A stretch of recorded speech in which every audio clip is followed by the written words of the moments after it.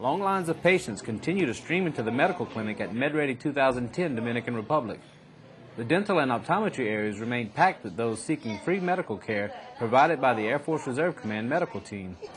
For the dental section, pulling teeth is the name of the game. Main treatment that we're providing today is extractions of any affected teeth, whether by tooth decay or infection. It's a great feeling because it means I kind of joined the Air Force late in life, and it's something I probably never would have done this if I didn't join the Air Force. Most of our patients have been extremely appreciative of everything we've done. Have had no problems with any patients. You know, even after getting dental surgery done, it's usually a smile and a high five, so it's been great. The optometry section is giving out glasses to those in need.